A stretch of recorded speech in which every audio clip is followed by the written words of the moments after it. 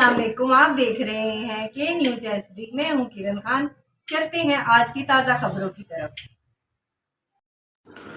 Breaking news से आगाह करेंगे। साहिवाल पाकपतन चौक में मामूली लड़ाई पर पुलिस वर्दी में मलबूस मुलाजिम ने लड़के को फायरिंग करके कत्ल कर दिया।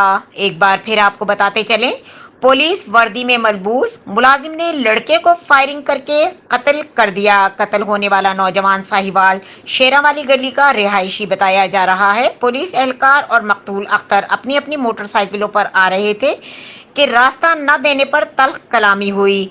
पुलिस एहलकार ने नौजवान को रोककर तशद्दुद का निशाना बनाया, फिर 3 गोलियां मारकर कत्ल करके मौके से फरार हो गया। मौके पर थाना गल्ला मंडी भारी नफरी पाकपतन चौक पहुंच गई। एसएचओ थाना गल्ला मंडी के कहने पर सीसीटीवी फुटेज चेक किया गया तो फुटेज से पुलिस वाले की शनाख्त हो गई। मकतूल के बुरसा ने लाश को पाकपतन चौक में रखकर शदीद एहतजाज शुरू कर दिया।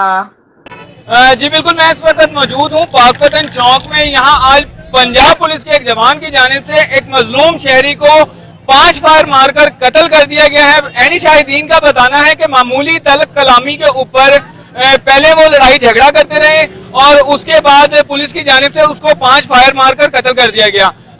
बुरसा के यहाँ पर पाकपतन चौक में डेड बॉडी रखकर एहतजाज जारी है। मजीद बुरसा का कहना है कि हम लोग व्यू होटल पर डेड बॉडी को रखकर जब तक एहतजाज करेंगे जब तक पुलिस की जानिब से कोई रद्द अमल नहीं दे। मजीद खबरों और अपडेट के लिए हमारे साथ रहिएगा। तब तक के लिए अपना ख्याल रखिएगा। अल्लाह हाफिज।